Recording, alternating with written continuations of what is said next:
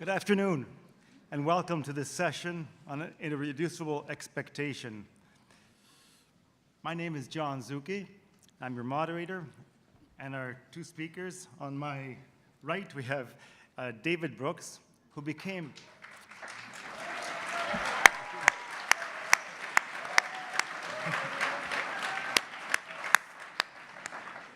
He obviously needs no introduction. He, as you know, is a New York Times editorialist, a columnist. He also is a regular commentator on the PBS NewsHour, NPR's All Things Considered. I have another 10 lines here I'm going to skip because I'm going to go straight to his little auto bio, if I can, from his 2015 bestseller. He says, "I was born with a natural disposition towards shallowness. I now work as a pundit and columnist. I'm paid to be a narcissistic blowhard, to volley my opinions, to appear more confident about them than I really am, to appear smarter than I really am, to appear better and more authoritative than I really am. I have to work harder than most people to avoid a life of smug superficiality."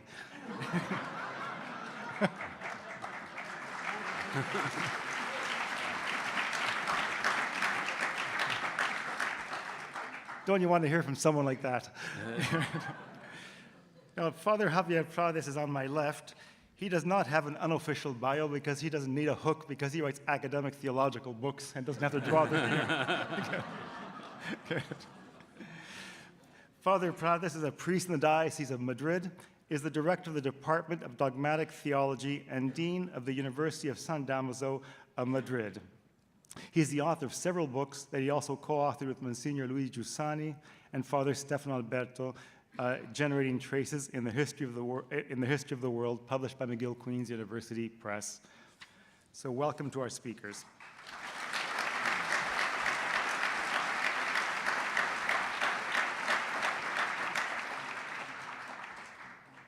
In a recent piece in the New York Times entitled "Life Without Longing," the poet and writer Melissa Broder talks about a life filled with yearning, with longing, and tries to understand what it is that we long for.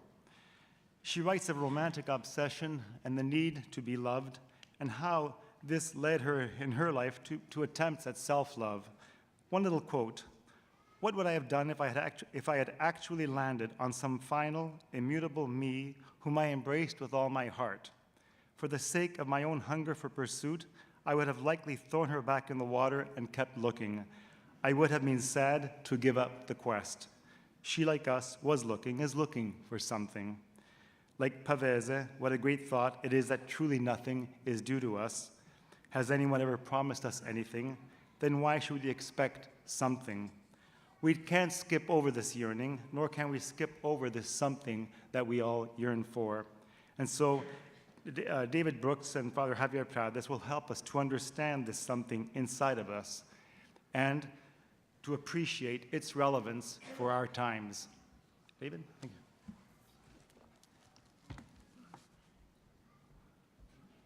Thank you. It's a pleasure to be back at Encounter. It's 2 years ago I was here the first time, and Javier and I came to the same word when we thought about coming here, and that word was renewal. It's also a pleasure to be back on 18th Street. I grew up on 14th Street, 4 blocks away. When I was 8, I read a book called Paddington the Bear, and decided at that moment I wanted to become a writer. And so that was my enunciation moment, and I've been writing ever since. And the first thing I want to say to you is I'm not naturally, as I said, a deep person. I'm naturally a rational, shallow person. When I was in high school, there was a young woman named Bernice who I wanted to date, and she didn't want to date me. She wanted to date some other guy. And I remember thinking, what is she thinking? I write way better than that guy.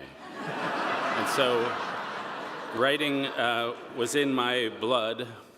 And then when I was 18, the admissions officers at Columbia, Wesleyan, and Brown decided I should go to the University of Chicago. And the great saying about Chicago, it's also very heady, very cerebral. The great saying about it, it's a Baptist school where atheist professors teach Jewish students St. Thomas Aquinas. And so that was my education, very cerebral. I had a double major in history and celibacy while I was at Chicago. Wasn't sure I should say that to a Catholic audience, but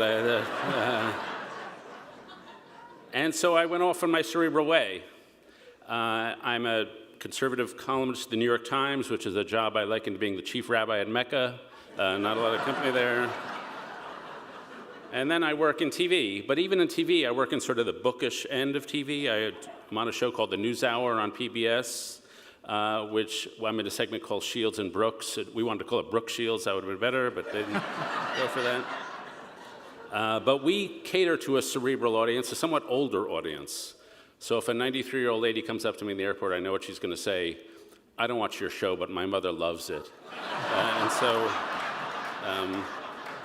So we're very big in the hospice community. And so books have been my life. I've tried to get a little more spiritual as I've gotten older, but I've become a little more feminine, I think. I read a book. I'm the only American male to have finished this book called Eat, Pray, Love, if you remember that book. By page 123, I was actually lactating, which was amazing. And then I wrote a book about emotion, which was trying to get a little deeper.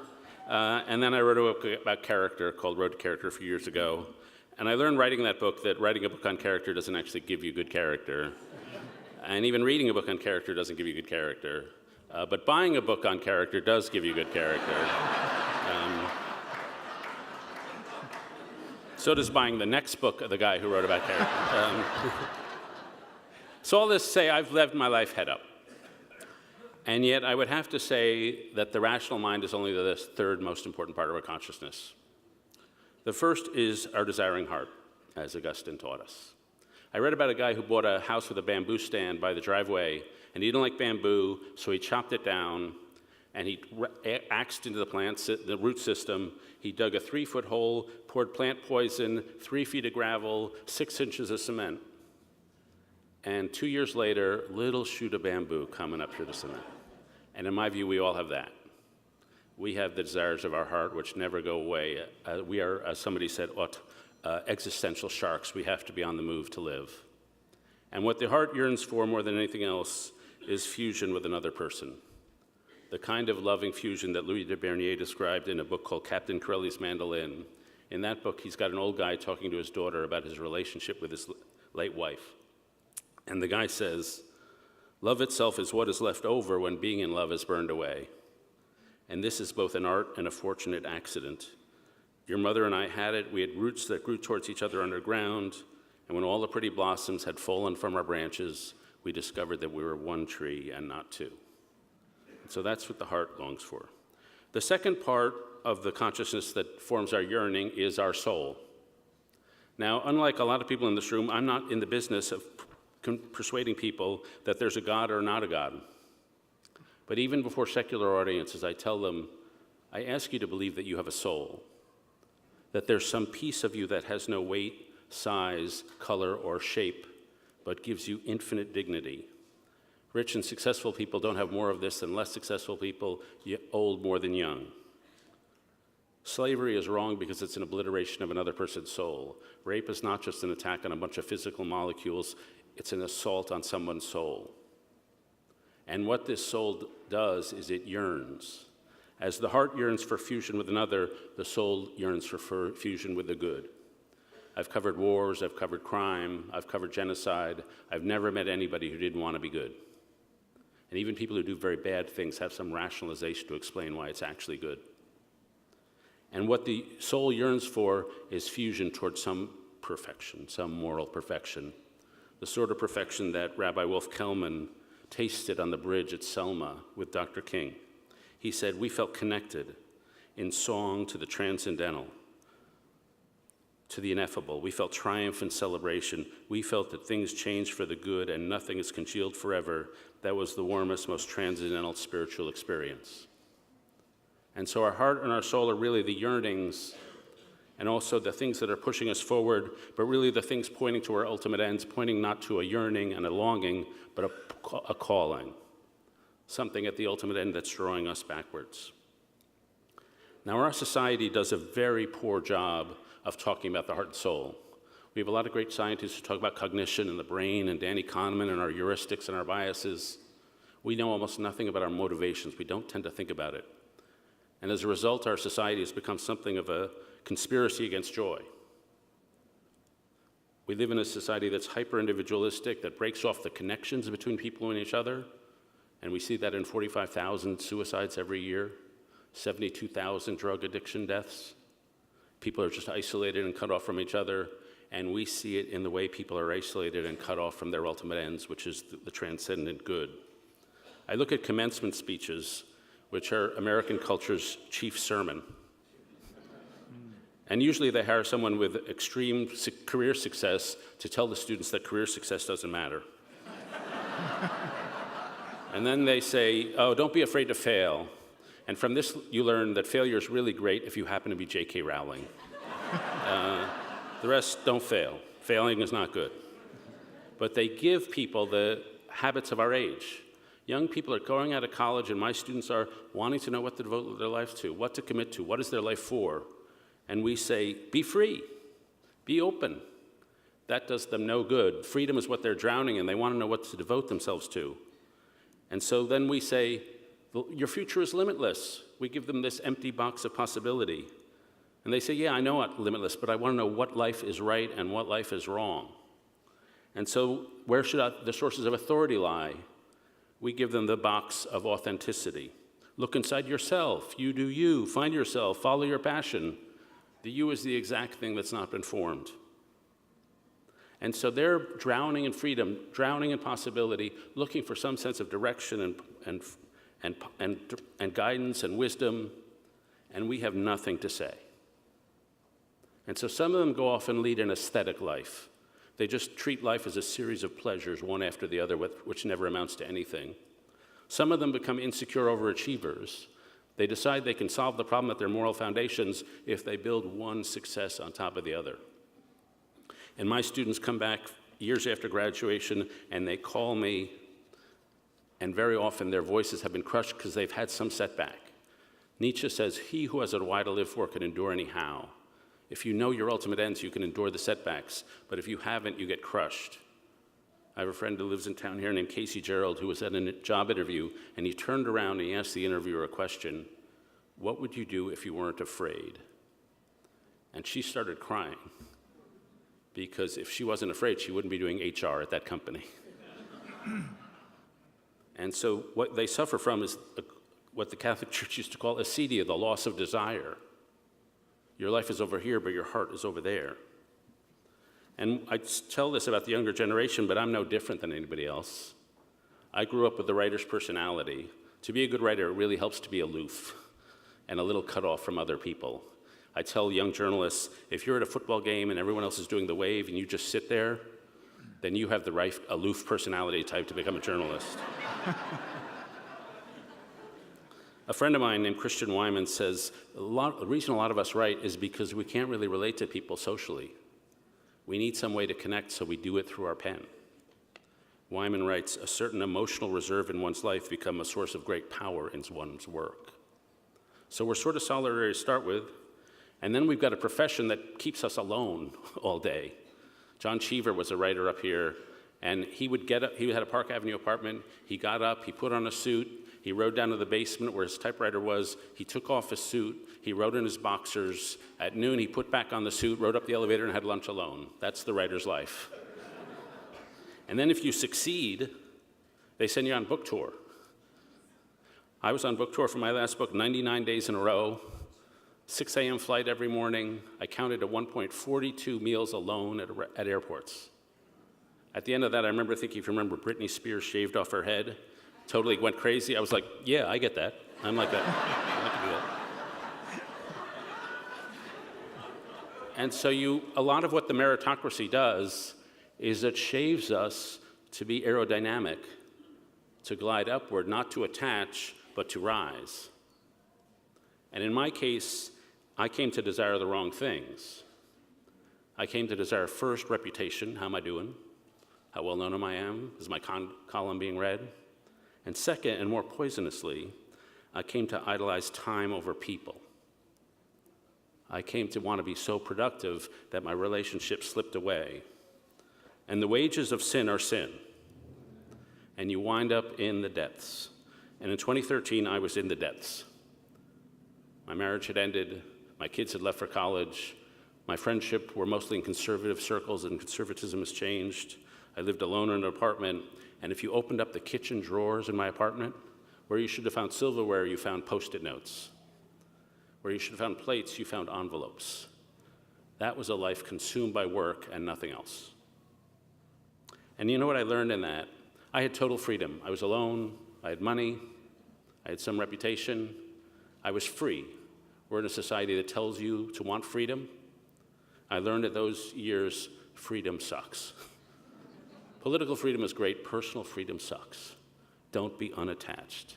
The unattached person is the unremembered person. But it gave me insight into moral renewal, which comes in 3 phases, and I'll just end with these 3 phases. 1, it breaks you open. People in times of suffering are either broken or they're broken open. If they're broken, they shrivel. If they're broken open, they grow. Paul Tillich, the 1950s theologian, said that what suffering does is it reminds you you're not the person you thought you were. It carves through the floor in the basement of your soul, and it carves through that floor and reveals a cavity below, and it carves through that floor and reveals a cavity below. And when you see those unexpected depths in yourself, you realize that only spiritual food will fill those cavities. It shatters the illusion of self-sufficiency. It sends you into exile from the regular flow of your normal life, and it sends you out into the wilderness. In moments of suffering, there's this weird mixture where some of the time you really got to be with people, but some of the time you've really got to be alone. In the Jewish tradition, there's a story of Moses when he was in the wilderness. He had a little lamb in his flock. He was a shepherd, and the lamb took off, and lambs are not normally that fast.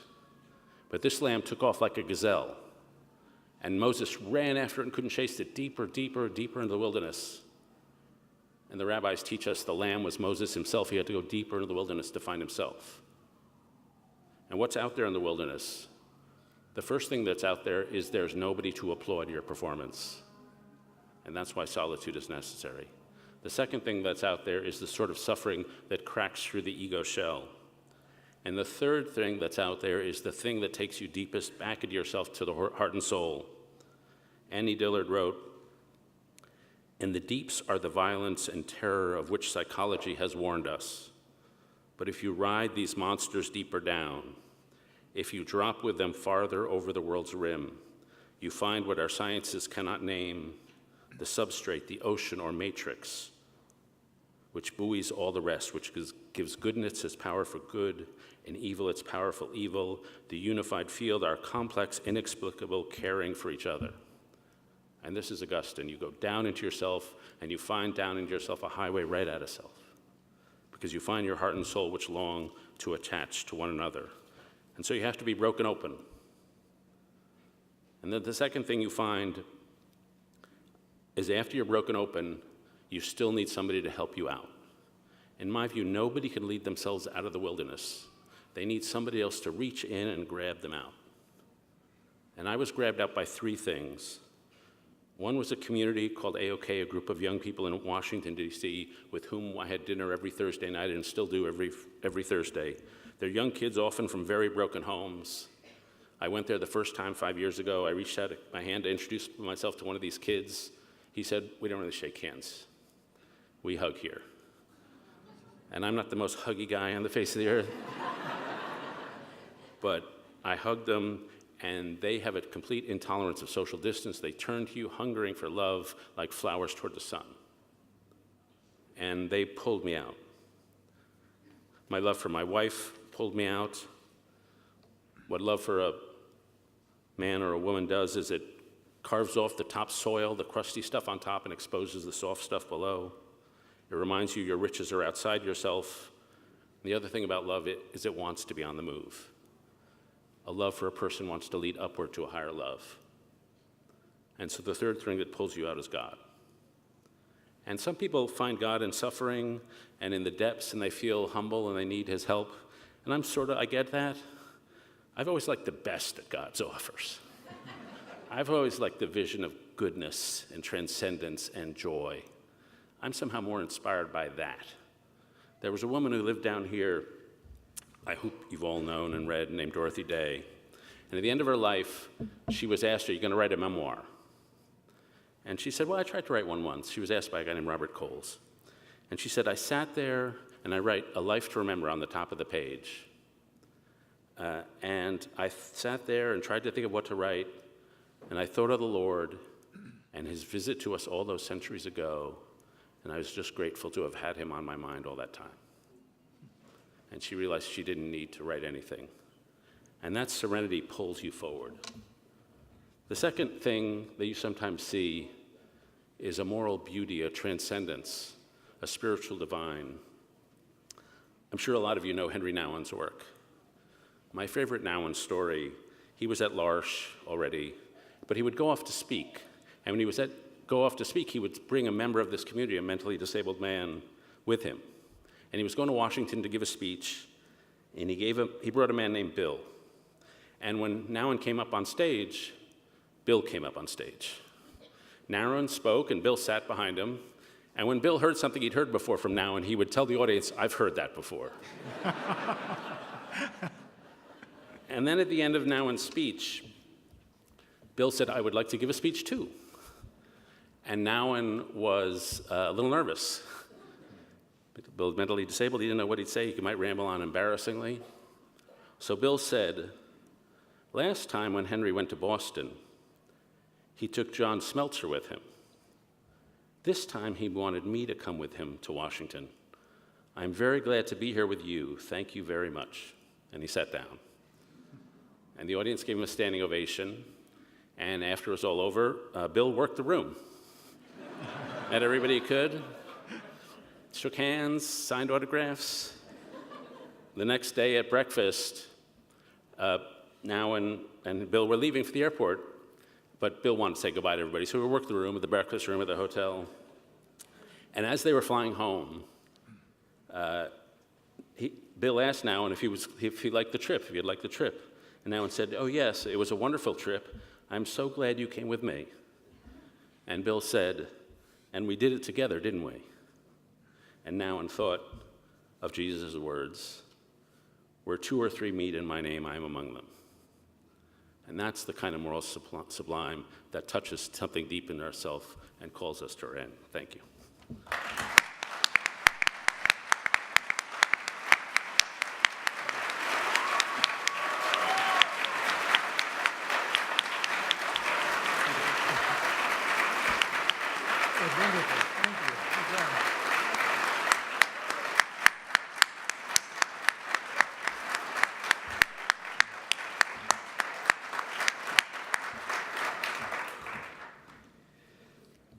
Well, before I traveled to the States, I was told, well, you know, in contemporary America, you should always begin with kind of joke or a witty remark or something of the kind. And I thought, well, that matches me very well because my friends know I'm one of the funniest guys in the Western civilization. So I hope this has been enough because what is coming now is awfully boring. And besides, I have to read. I don't dare to speak like this, dealing with the issues I want to share with you tonight. So I will read. Before, I wanted to thank so much the organizers of New York Encounter and the translator and the host and all people, all volunteers who have made this wonderful event possible. It's a great occasion of being born again, just sharing the life you can touch here. Well, I will make 5 points. I'm a teacher, I'm a professor. I will 5 points. And the first one is a landscape of uncertainty. In his posthumous book, The Metamorphosis of the World, the late German sociologist Ulrich Beck opens with a statement that affects us all. He says, the world has gone berserk, it's disjointed and has gone mad, end quote. He acknowledges that his sociological formation does not provide a simple answer to the question, what is the meaning of the global events that unfold before our eyes on television screens, end quote. The world is no longer comprehensible to him. The usual sociological categories for describing sociological phenomena like evolution, revolution, transformation seem insufficient to explain the world that we have before us today. Beck thus incorporates into sociological language the category of metamorphosis. With it, he means to express not that the world is dying, but that rather it is experiencing, he says, a radical transformation, a metamorphosis of the horizon of references and action coordinates. And so the old certainties of modern society are disappearing while something totally new is emerging, end quote. His book is an explicit effort at finding a way to respond to this confusion and the sense of discomfort that accompanies it. This is the point of view that interests us. What is the collective diagnosis of our global situation? Believers, agnostics, and atheists alike are part of these secular and post-secular pluralistic societies of the West. The Polish philosopher and sociologist Bauman offered a description similar to Beck's when he warned that, at least in Europe, quote, we have entered into a scenario characterized by uncertainty and security. After the apparent solidity of modernity, we have entered into a liquid, this is his word, an unsubstantial period of time where many social forms appear incapable of offering realms of certainty or reference points for human action.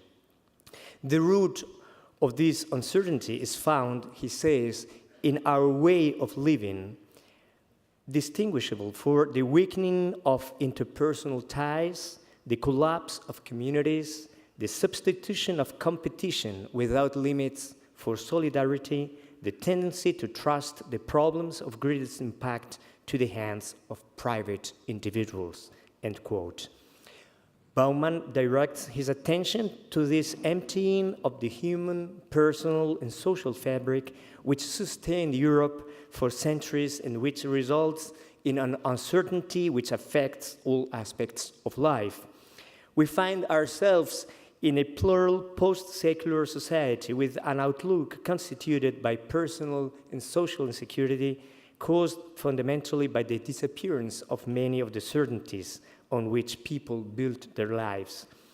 The evidence of these human values is discussed and debated, as we see in the many debates over what is reason or what is freedom or what value representative democracy has within the liberal social state of law or the value of community life versus that of every individual. As Peter Berger warned, we are not facing a minor problem, we are facing a difficulty with very serious social consequences, since as we lose these common grounds, we excavate what he referred to as the moral consensus without which no society can endure. Here's where I will locate my reflection in order to contribute to understanding moving beyond this difficulty we all share, to take into account precisely the originality of Christianity. 2 spaces of action. The first thing I want to affirm is that in order to move beyond the current state of things, mere reflection is not enough. While a conceptual elaboration is indispensable and it influences our action, what is required is something like what Beck himself refers to as cosmopolitan spaces of action, understood in his language as existential parameters of social activity. This is the technical language he uses. Existential parameters of social activity. Without claiming to transpose this technical language, I suggest that the changes in the many worldviews do not come primarily from the elaboration of an alternative theory, but rather from what he calls creative action in the cosmopolitan world, because such action does not accept the current frontiers of thought and action. There is therefore, in his opinion, a space of opportunity for those who enter into the cosmopolitan world starting from their creative action, starting from their own experience and what, in the language of believers, we could call our lived witness. This hyper-connected world, exposed to the temptations of extremism, becomes an opportunity to offer an understanding of what is human that avoids an elitist and exclusive worldview. This space of action can orient us in the direction of what the Spanish sociologist Manuel Castells refers to as, quote, united forms of life which are rooted in ourselves and which counterbalance the collapse of communities and the tendency which we saw Bauman warned against to delegate the solution of our most serious problems to private individuals. In this situation, in fact, the metamorphosis is something not merely to suffer through, but even to encourage with hope.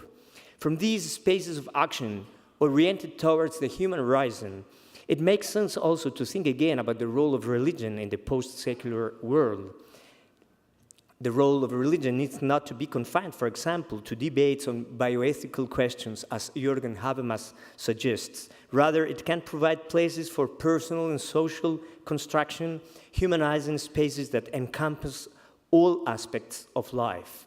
3, the weakening of the self and of the community.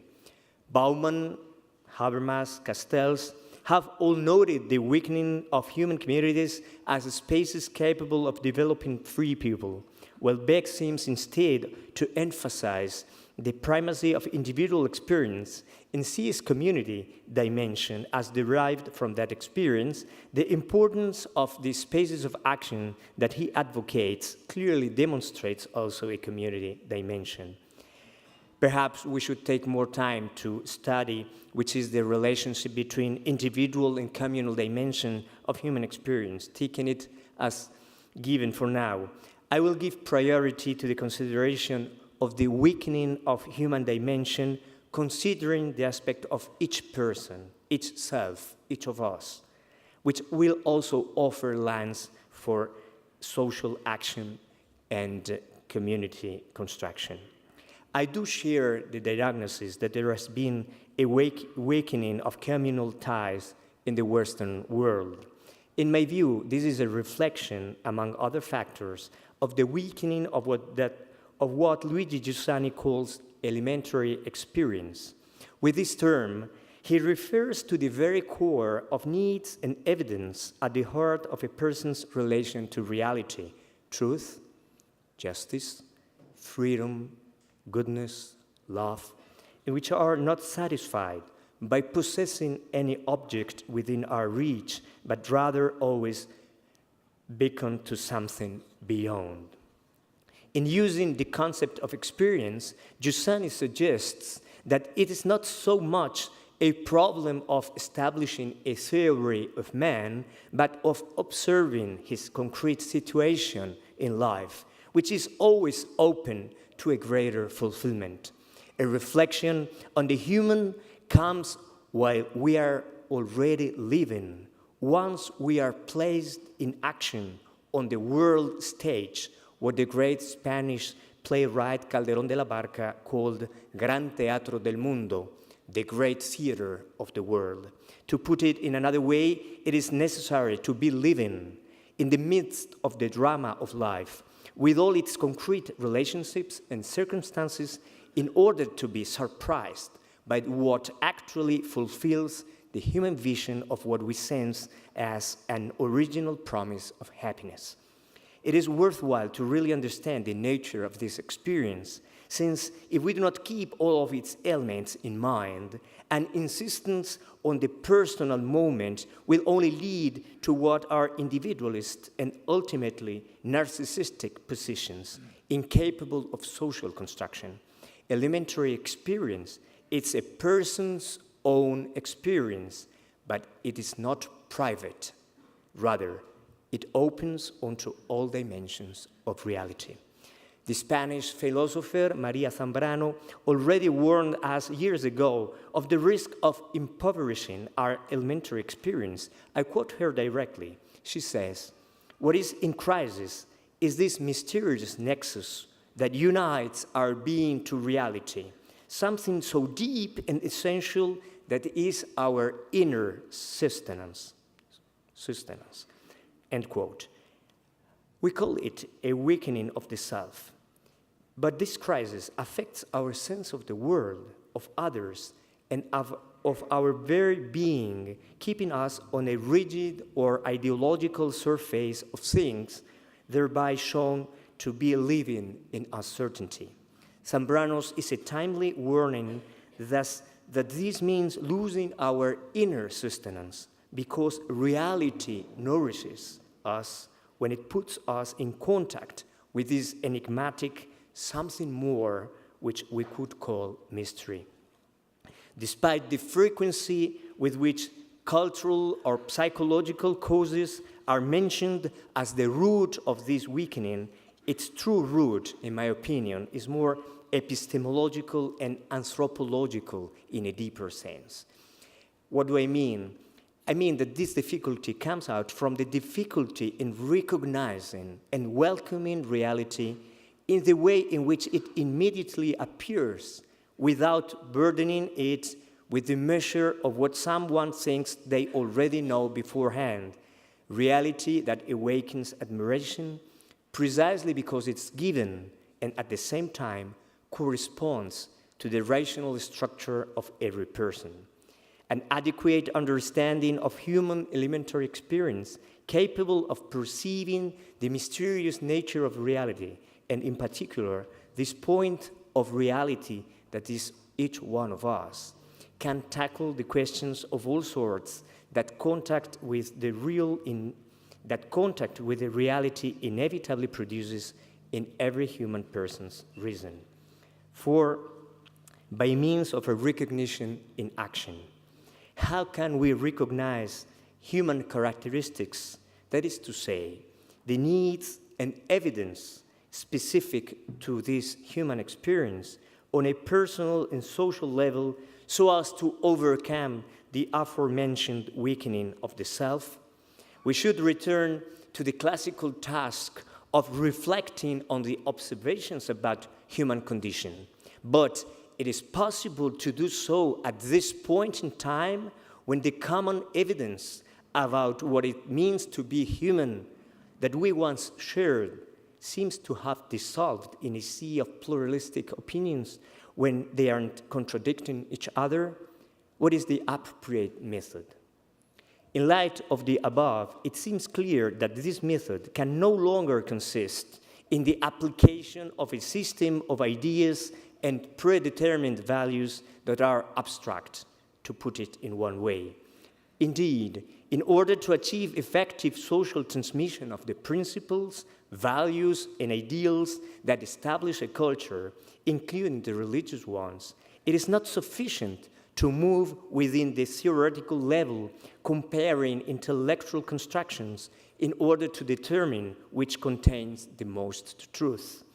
The human assimilation of a value relevant to society, such as truth, or justice, or happiness, or friendship, or maternity, or freedom, which are universals in their own right, is because they are part of the elementary experience of everyone, will not occur efficiently if that assimilation does not begin in the concrete experience of having friends, or having a mother, or meeting someone who is already free. It is not enough, for example, for a child to be taught at school that mothers ought to love their children. The child needs to experience being loved.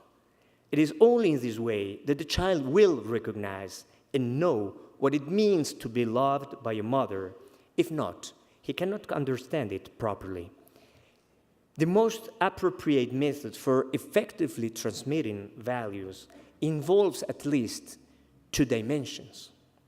In first place, a pedagogy that allows the recognition in act of common values and shared human characteristics is indispensable. When I say recognition, I'm not just talking about an arbitrary consensus, as the common usage of this category suggests. When I say in act, I mean that true education does not limit itself to simply repeating exact ideas about human nature, but rather allows for the identification of the intellectual content of each truth from lived experience of the common human value in question. Having said that, secondly, we must realize that human ideals and values do not appear to the subject, no matter how prepared and open he is, in a pure state, so to speak, but rather they are assimilated concretely and according to the traits of a concrete human tradition, cultural or religious. For this reason, it is indispensable that the recognition in act of these universal values occur from within what is often called the narration of one's lived tradition. It is in this sense that I wanted to speak at the beginning about the necessity of spaces of action in which universal values are present in a concrete form. In this way, the existence of other potential traditions of values within the same plural society can be respected, and space can emerge for legitimate debate about their greater or lesser suitability to express the fullness of human life. This approach avoids the imposition of one tradition over another and avoids falling into the relativism of mere cultural juxtaposition. What is promoted is the virtuous exchange appropriate to a truly plural society in which democracy as a universal value is lived out with the backing of those dominant traditions that confer the greatest social legitimacy to legal and political proceedings. With regard to the Christian tradition, this double criterion, recognition in act from within the narration of a tradition, have always, in my opinion, formed part of the Church's task, as far as it implies the reality of a particular historical and cultural context in which a new humanity with a universal scope takes shape. This new humanity, which represents a fullness according to the measure of Christ, takes shape thanks to an overabundance beyond mere natural experience from the gratuitous initiative of God. The fifth and last point, the cognitive value of personal encounter. I have maintained that reflecting is not enough for discovering or rediscovering the original characteristics of elementary human experience. We need a space of action that allows for a new intelligence in regards to itself and the world, thanks to a web of relationships.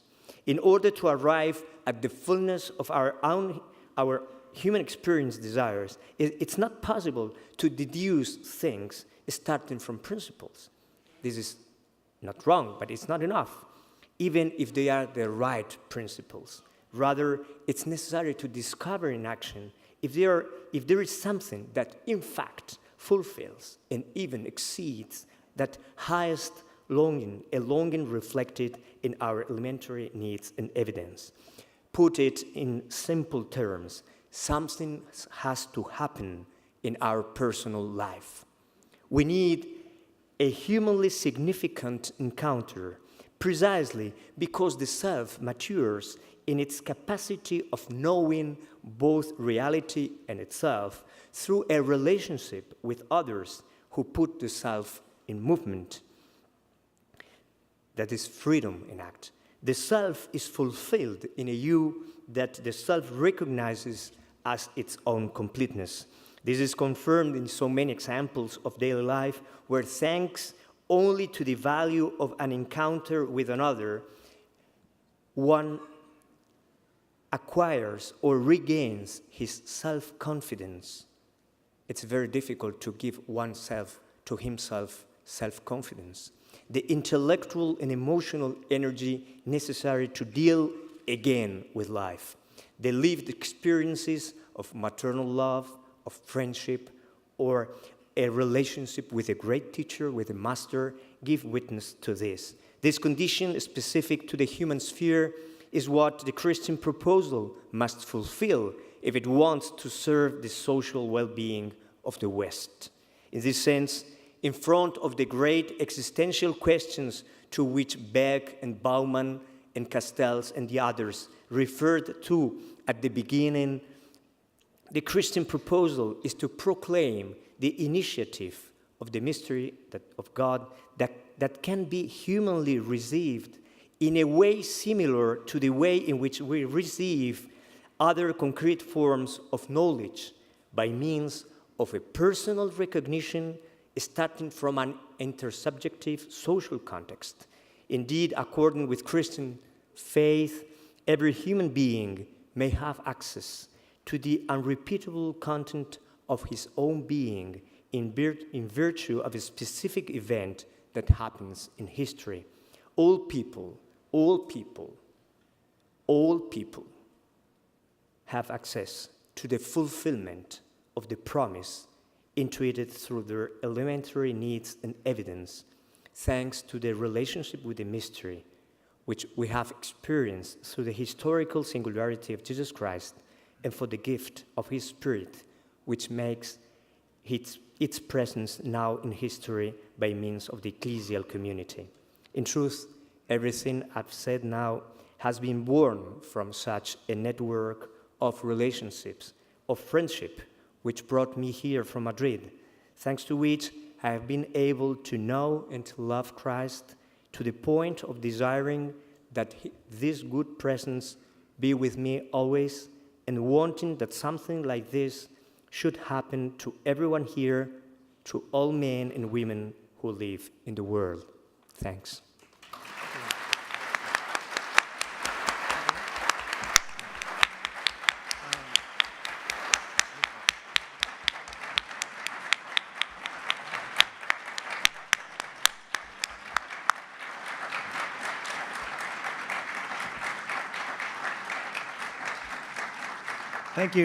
Thank you to David Brooks and Father Javier Prades. I was struck by how, from two very different talks, how we had some important issues that emerged from that. And one that struck me, that we cannot have certainty without undergoing an experience. We need to undergo an experience, and we need to also see an experience in action. When David, when you spoke about the crisis among young people nowadays, it was a prism into our current society and the divisions, polarization of society, the confusion, the ambiguities there.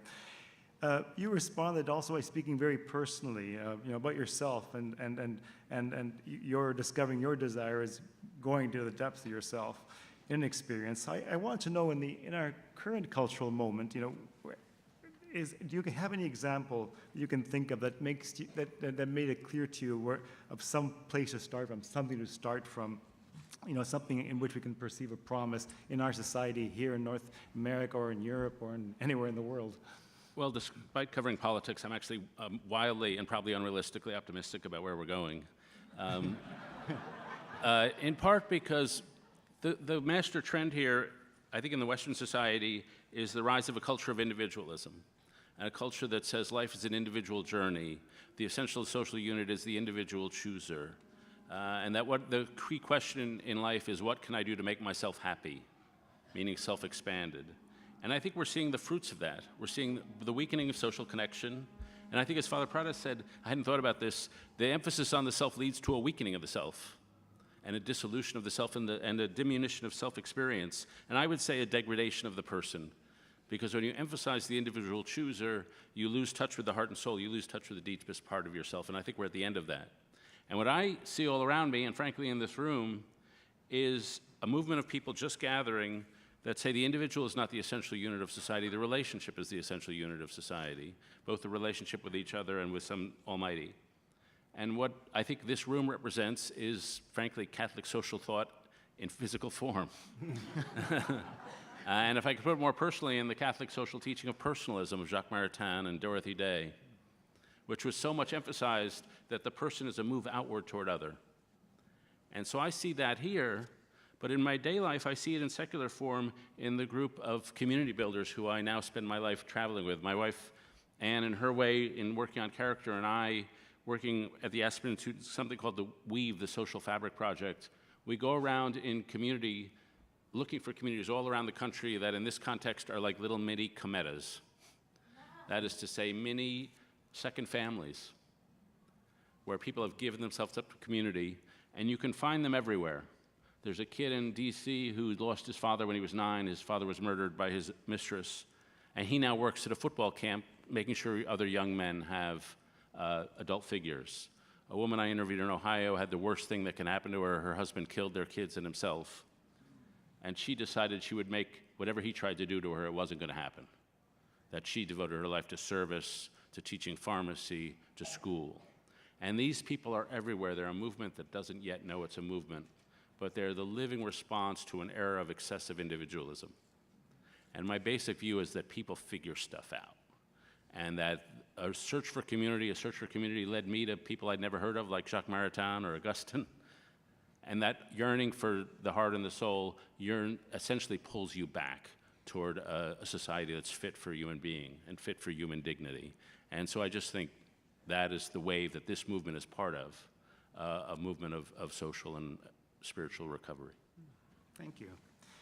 And Father Prades, I want to ask you a personal question. You know, just looking back at on your life, can you pinpoint a juncture, a moment, you know, where this irreducible expectation became something very clear, very urgent for you?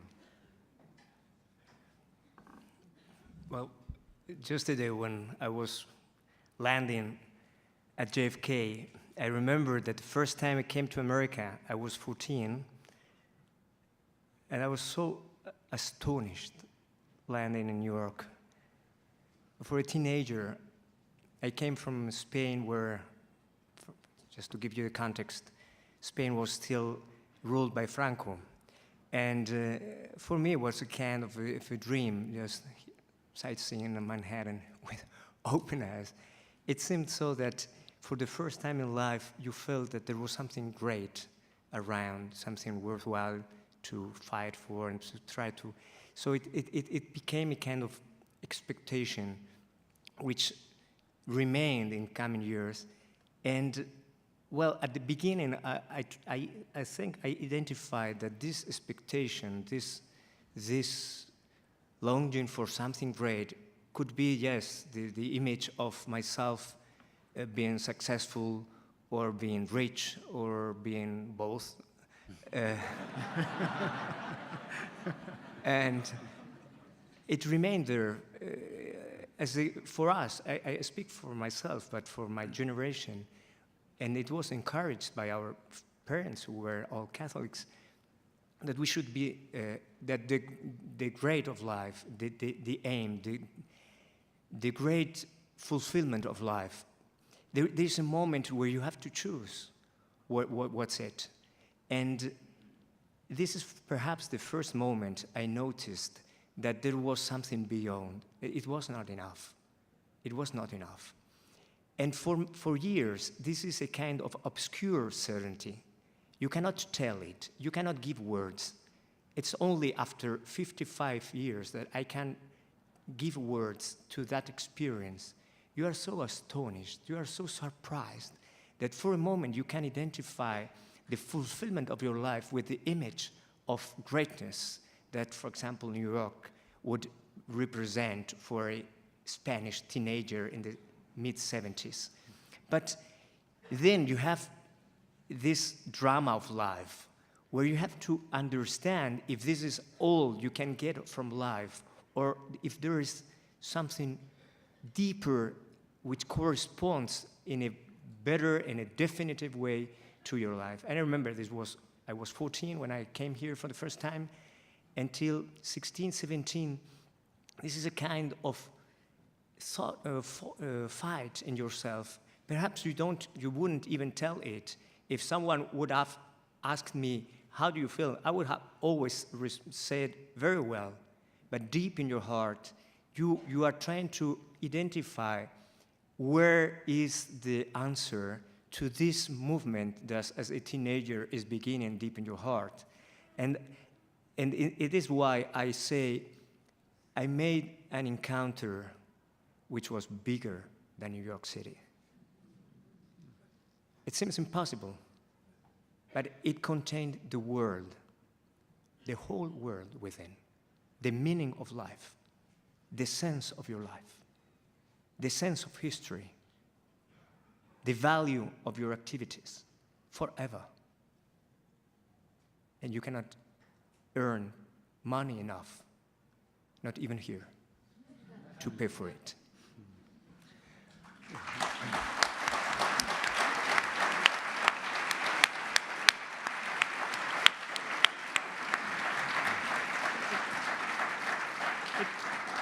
It remains for me to thank our two speakers for not having simply given us a talk, but for having invited us into the kitchen of their lives. Invite us to look at their experience, what they're living, and we can live and we can leave here more certain and certainly happier as well. Thank you, David Brooks, and thank you, Father Javier Prades.